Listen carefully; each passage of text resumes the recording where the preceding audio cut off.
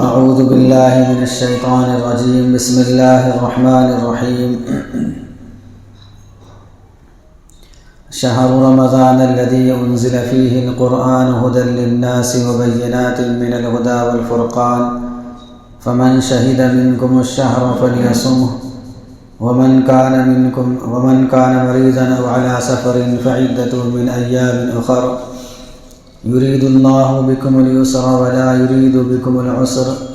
ولتكملوا العدة ولتكبروا الله على ما هداكم ولعلكم تشكرون. صدق الله المولانا العلي العظيم. وقال النبي صلى الله عليه وسلم: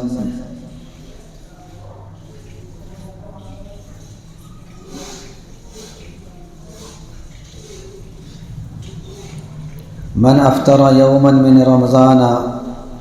من غير رخصة ولا مرض لم يقضى عنه صوم الدهر كله وإن صامه،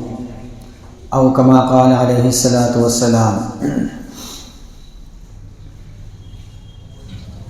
میرے محترم بزرگوں،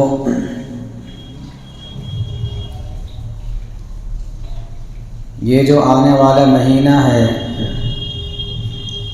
یہ انتہائی مبارک مہینہ ہے اور انتہائی برکتوں والا مہینہ اور انتہائی عظیم الشان مہینہ ہے. اتنا مبارک مہینہ ہے کہ اللہ کے نبی صلی اللہ علیہ وسلم شعبان کے ایام کو شمار کیا کرتے تھے اور گنا کرتے تھے کہ کتنے دن باقی ہیں رمضان کے شروع ہونے میں. اتنا اہتمام کیا کرتے تھے. یہ ایسے ہی ہے جیسا کہ ہم اپنے کسی پروگرام کو یاد کرنے کے لیے ایام شمار کرتے ہیں. کسی پروگرام میں شرکت کرنی ہو یا کوئی فنکشن ہو تو اس کے انتظار میں انسان دنوں کو شمار کرتا ہے کہ 10 دن باقی ہیں، 15 دن باقی ہیں، 1 ہفتہ باقی ہے. تو اللہ کے نبی صلی اللہ علیہ وسلم کو رمضان المبارک کا اتنا اہتمام ہوتا تھا، دعائیں بھی کیا کرتے تھے اور ایام کو شمار بھی کیا کرتے تھے. چنانچہ اللہ کے نبی صلی اللہ علیہ وسلم دعا اس طریقے سے کیا کرتے تھے کہ اللہم بارک لنا فی رجب و شعبان وبلغنا رمضان، کہ اللہ شعبان اور رجب میں برکت عطا فرما اور ہم کو رمضان المبارک میسر فرما. یعنی ہماری زندگی کو اتنا طول بخش دے اور اتنی لمبی کر دے کہ رمضان المبارک کا مہینہ ہمیں میسر ہو جائے اور ہم رمضان المبارک کی قدردانی کرنے والے بن جائیں اور رمضان کی برکات سے اور اس کے انوارات سے ہم فائدہ اٹھا لیں. یہ وہ ذات ہے جس کے لیے دنیا کو سجایا گیا، جس کے لیے دنیا کو بنایا گیا، جو ہر طرح کی خطا سے معصوم ہے، ان سے کبھی گناہ نہیں ہو سکتا.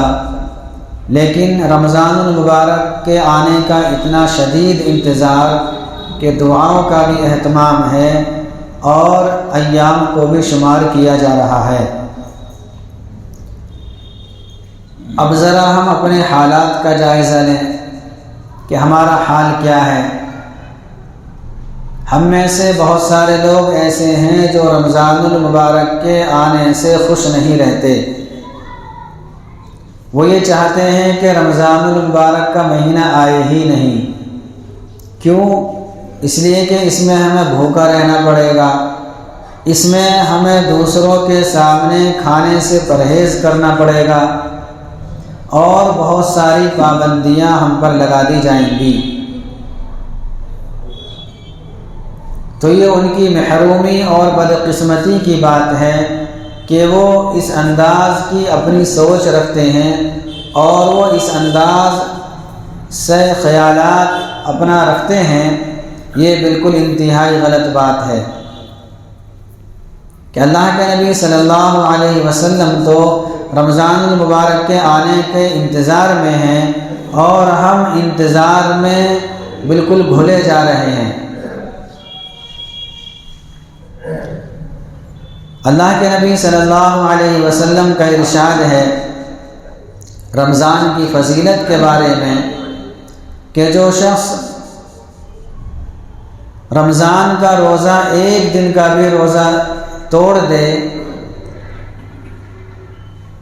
اور بغیر کسی شرعی عذر کے روزہ توڑے یا روزہ نہ رکھے بغیر کسی شرعی عذر کے، یعنی وہ سخت بیماری میں مبتلا نہیں ہے یا اسی طریقے سے اور کوئی شرعی اس کو پریشانی نہیں ہے، پھر وہ روزہ نہیں رکھ رہا ہے، تو فرمایا کہ یہ ایسا ہے کہ اگر پورے زمانے پوری زندگی اگر یہ روزہ رکھے تب بھی اس روزے کی تلافی نہیں ہو سکتی جو اس نے رمضان کا ایک دن کا روزہ چھوڑا ہے۔ اس سے پتہ چلا کہ رمضان المبارک کے روزوں کی کتنی اہمیت ہے کہ ایک روزہ اگر کسی نے چھوڑ دیا، ایک روزہ جان بوجھ کر نہیں رکھا، تو اگر پوری زندگی اگر وہ روزہ رکھنا چاہے روزہ رکھتا رہے اس کی تلافی کے لیے پھر بھی اس کی تلافی ممکن نہیں ہے۔ اسی طریقے سے اللہ کے نبی صلی اللہ علیہ وسلم کا ارشاد ہے کہ بہت سے روزے دار ایسے ہیں کہ ان کو روزے کے بدلے میں سوائے بھوک کے کچھ نہیں ملتا، یعنی جو روزہ رکھتے ہیں لیکن روزہ جس مقصد کے لیے رکھا جا رہا ہے اس مقصد کو پورا نہیں کرتے، اس مقصد میں کامیابی حاصل نہیں کرتے، تو یہ ایسا ہی ہے جیسا کہ ایک آدمی صبح سے شام تک اپنی مشغولی کی وجہ سے بھوکا رہے۔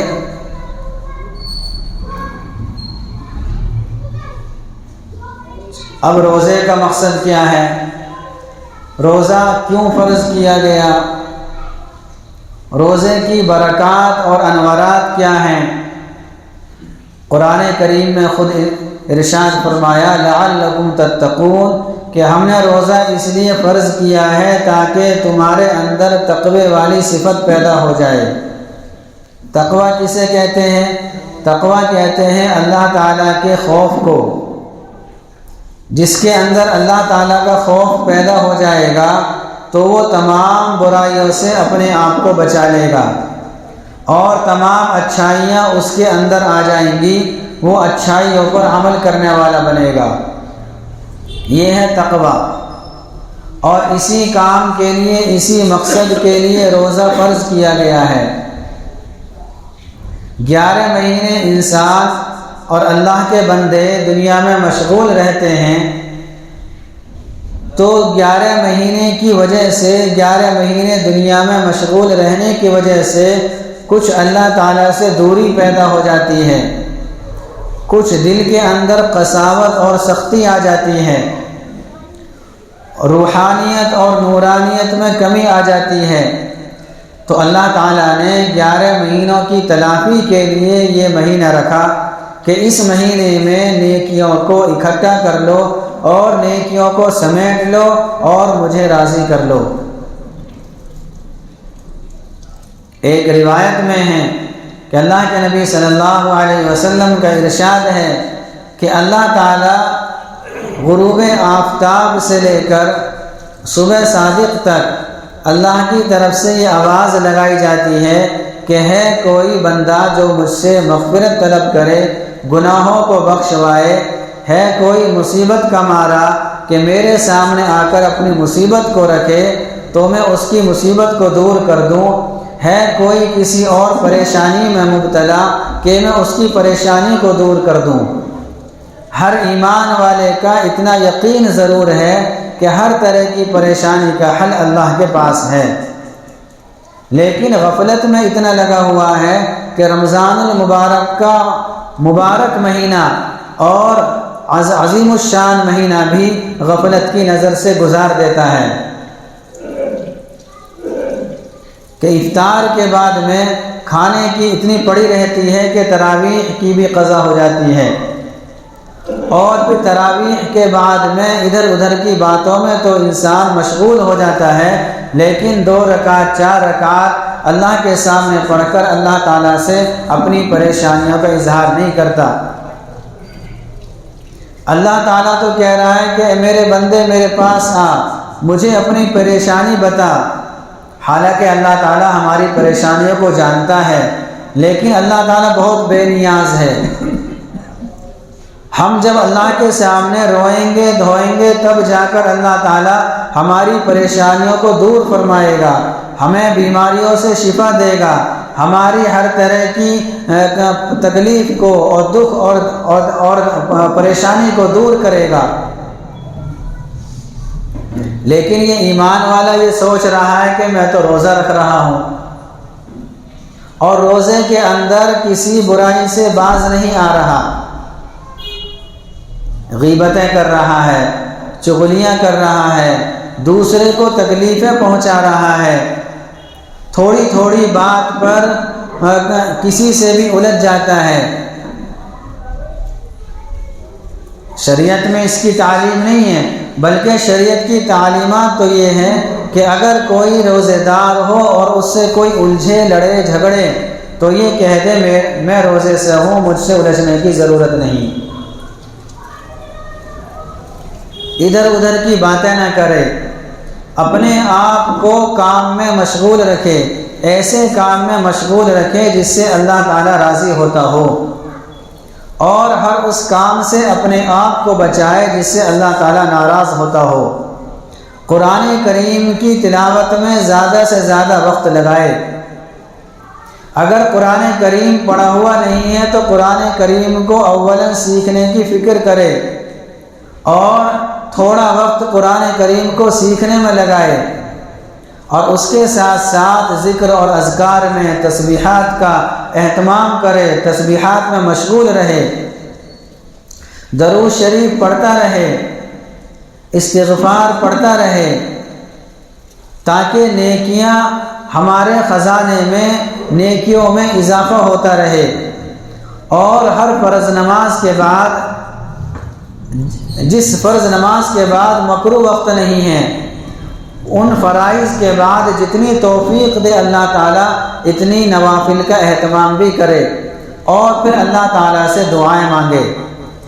اپنے آپ کو دعاؤں میں بہت زیادہ لگائے، چونکہ دعا بھی عبادت ہے۔ لیکن ہمارا المیہ یہ ہے، اور افسوس کی بات یہ ہے کہ ہم تو مسجد میں آتے ہیں دیر سے اور جانے کی جلدی فکر ہوتی ہے، دعاؤں کا اہتمام نہیں ہے۔ آدمی فرائض کا اہتمام کر لے تو یہ سمجھتا ہے کہ میں نے سب کچھ کر لیا، حالانکہ فرائض میں اگر کمی کوتاہی رہ جائے گی تو قیامت کے دن نوافل سے اس کی تکمیل کی جائے گی، اس کی تلافی کی جائے گی، اور اس مہینے میں نوافل کا ثواب فرائض کے برابر کر دیا جاتا ہے، تو کیوں نہ نوافل کا اہتمام کیا جائے، کیوں نہ ہم اللہ کی بارگاہ میں زیادہ سے زیادہ وقت لگائیں۔ مساجدیں ہماری 24 گھنٹے آباد رہنی چاہیے، کاروبار ہم پورے سال کرتے ہیں اور خوب کرتے ہیں، کوئی نہیں روکتا، روک اب بھی کوئی نہیں رہا ہے، شریعت بھی نہیں روک رہی، لیکن شریعت کا منشا یہ ہے کہ اس مہینے میں اپنے دیگر دنیاوی کاموں سے تھوڑا سا وقت زیادہ نکال کر اللہ کے لیے فارغ کر دیا جائے، چونکہ یہ سیزن کا مہینہ ہے، یہ آخرت کو سنوارنے کا مہینہ ہے، یہ اپنے دل کی دنیا کو بدلنے کا مہینہ ہے۔ یہ مہینہ ایسا ہے کہ 1 کے 70 ملتے ہیں، بلکہ اس سے بھی زیادہ مل سکتے ہیں اگر اخلاص ہو، کہ روزوں کا اہتمام ہو، نوافل کا اہتمام ہو۔ روزے کے بارے میں اللہ تعالیٰ ارشاد فرماتے ہیں، حدیث قدسی ہے کہ روزہ میرے لیے ہے اور میں اس کا بدلہ خود دوں گا۔ اور ایک روایت یہ ہے کہ میں اس کا بدلہ خود بن جاؤں گا۔ کیا مطلب ہے اس کا؟ اور دیگر عبادتیں ایسی ہیں کہ ان کا کوئی نہ کوئی وجود نظر آتا ہے۔ مثال کے طور پر آدمی نماز پڑھتا ہے تو نماز پڑھتا ہوا نظر آ رہا ہے دوسروں کو، اسی طریقے سے زکوٰۃ دے رہا ہے تو مال خرچ کرتا ہوا دوسروں کو نظر آ رہا ہے، اسی طریقے سے حج کے فرائض ہیں، ارکان ہیں، ان کو ادا کرتا ہوا دوسروں کو نظر آ رہا ہے، دوسرے دیکھ رہے ہیں، تو ان میں ریاکاری ہو سکتی ہے۔ لیکن روزہ ایسی عبادت ہے یہ کسی کو نظر نہیں آتا، اور کسی کے کہنے سے پتہ بھی نہیں چلتا کہ اگر کوئی یہ کہے کہ میں آج روزے سے ہوں تو کیا ثبوت ہے، کیا دلیل ہے، کچھ پتہ نہیں۔ یہ تو اس کے اور اللہ کے درمیان ایک عبادت ہے، ایک راز ہے، اللہ کو پتہ ہے اور اس بندے کو پتہ ہے۔ روزے کے اندر اخلاص ہی اخلاص ہوتا ہے، کسی کے کہنے سے ریاکاری نظر نہیں آتی، کسی کے کہنے سے دکھلاوا نظر نہیں آتا۔ تو اس لیے اللہ تعالیٰ نے فرمایا کہ یہ روزہ میرے لیے ہے اور میں خود اس کا بدلہ ہوں، یا میں خود اس کا بدلہ دوں گا۔ ظاہر سی بات ہے، خالق کائنات ہے، ہمارا مالک ہے، ہمارا رازق ہے، ہمارا خالق اور مالک ہے، سب کچھ ہمارا ہے، اور اس سے بڑا کوئی ہے ہی نہیں اور نہ ہی ہو سکتا ہے۔ وہ خالق ہے، اور اس کے علاوہ جتنی بھی چیزیں ہیں، تمام کی تمام چیزیں وہ مخلوق ہیں۔ مخلوق اور خالق میں کوئی نسبت نہیں ہو سکتی۔ مخلوق ہی میں دیکھ لیں کہ اگر کوئی بڑا آدمی یہ کہہ دے کہ فلاں کام کرنے پر میں تجھے انعام دوں گا، یا جو یہ کام کر لے گا میں اس کو انعام دوں گا، جیسا آدمی ہوتا ہے ویسی اس سے امیدیں وابستہ ہوتی ہیں۔ اگر کوئی زیادہ بڑا آدمی ہے تو انعام بھی زیادہ ہی بڑا ہوگا اور ایسی ہی امیدیں ہوں گی، لیکن خالق کائنات تو سب سے بڑا ہے، تو وہ انعام جو دے گا اس کے بارے میں تو ہمارا خیال، ہماری سوچ نہیں جا سکتی، چونکہ ہماری سوچ اس کی حد ہے، اس کی ایک لمٹ ہے، اور خالق کائنات یہ انلیمیٹیڈ ہے۔ ہر اللہ تعالیٰ کے کسی عمل کی کوئی لمٹ نہیں، کوئی حد نہیں، تو اس کے انعام کی بھی کوئی حد نہیں۔ لیکن یہ جب ہوگا جب کہ ہم روزے کو رکھیں گے، روزے کے مقصد کو سامنے رکھ کر، ایسا نہیں کہ روزہ رکھ لیا اور دوسری حدیثوں سے پتہ چلا کہ اس کو تو بھوک کے سوا کچھ نہیں ملا، کہ گناہوں سے اس نے اپنے آپ کو بچایا نہیں، گناہوں میں مستقل رہا۔ اس لیے یہ رمضان کا مہینہ آ رہا ہے، ہمیں پہلے سے ہی تیاری میں لگے رہنا چاہیے، اور بالکل اپنے آپ کو مستعد رکھنا چاہیے کہ جیسے ہی چاند دکھے گا اس کے بعد سے ایک لمحہ بھی ہم ضائع نہیں کریں گے، ایک ایک سیکنڈ کو، ایک ایک منٹ کو ہم اللہ اور اس کے رسول کی منشا کے مطابق گزاریں گے۔ یہ تب ہوگا جب کہ ہم ابھی سے ہی تیار رہیں۔ اگر آدمی پہلے سے کسی کام کے لیے تیار نہ ہو، اچانک وہ کام آ جائے تو اس میں بہت ساری کمیاں ہو جاتی ہیں۔ یہی وجہ ہے کہ دنیا کے بہت سارے کام ہم اچانک نہیں کرتے، بلکہ ان کی پلاننگ پہلے سے کر لیتے ہیں، لیکن جو کام اچانک ہوتا ہے اس میں بہت ساری کوتاہیاں رہ جاتی ہیں، اور پھر آدمی کہتا ہے اور معذرت کا اظہار کرتا ہے کہ ہمیں تو پہلے سے پتہ نہیں تھا، ورنہ ہم یہ کمیاں ہونے نہیں دیتے۔ تو رمضان المبارک کا مہینہ تو ہمیں پہلے سے پتہ ہے، اب کہیں ایسا نہ ہو کہ رمضان کا مہینہ گزر جائے اور ہمارے گناہ بھی معاف نہ ہوں، چونکہ اللہ کے نبی صلی اللہ علیہ وسلم کی حدیث ہے، مشہور حدیث ہے کہ جبریل علیہ السلام نے بددعائیں دی ہیں اور اللہ کے نبی صلی اللہ علیہ وسلم نے آمین کہی ہے۔ تو اس لیے ہمیں ان سب چیزوں سے اور برائیوں سے اپنے آپ کو بچا کر اپنی بھی مغفرت کرانی ہے اور پوری دنیا کے مسلمانوں کے لیے دعاؤں کا اہتمام کرنا ہے۔ اگر ہم اس طریقے سے رمضان کا مہینہ گزاریں گے تو ہمارے 11 مہینے جو اس کے بعد آنے والے ہیں وہ بھی ہمارے صحیح سے گزریں گے۔ اور ایک اعلان یہ